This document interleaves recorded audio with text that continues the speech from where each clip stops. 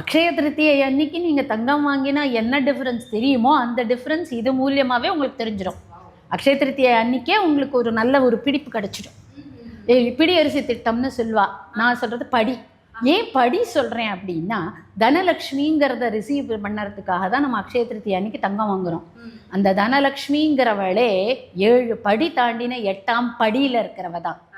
அந்த 8ஆம் படிநிலையை அடைவதற்கு படி வழியாக செல்லலாமேன்னு தான் படியை சொல்லியிருக்கேன்.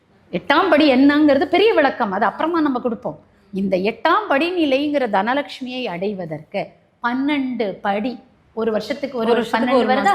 இதுல நீங்க முதல்ல அக்ஷய திருத்தியை பண்ணும்போதே உங்களுக்கு கிட்டத்தட்ட 60%, அதோடைய 20, 30% திருத்தியைகள்ல இருக்குமா. நீங்க இந்த பறவைகளுக்கு கொடுக்கும் போது உங்களோட விஷயம் ஒன்றை வச்சுட்டு படிச்சுன்னு சொல்லிட்டு வாங்க. நான் இந்த ஒரு வருஷத்துக்குள்ள வீடு வாங்கணும், நான் இந்த ஒரு வருஷத்துக்குள்ள பல லட்சங்கள், இத்தனை லட்சங்கள் சம்பாதிக்கணும், இவ்வளோ பவுன் சேர்க்கணும், ஃபாரின்ல வேலை கிடைக்கணும், கல்யாணம் ஆகணும், குழந்தை பிறக்கணும், இதை அந்த பறவைகளுக்கு உணவளிக்கும் போது சொல்லிட்டே அழிச்சிங்கன்னா பறவைகள் இம்மீடியட்டாக பிரபஞ்சத்தில் போய் கம்யூனிகேட் பண்ணும் அதை சாப்பிட்டுட்டு. ஏன்னா இந்த அன்னம்ங்கிற சந்திரன் மூலியமாக நீங்கள் கம்யூனிகேட் பண்ணுறேன்.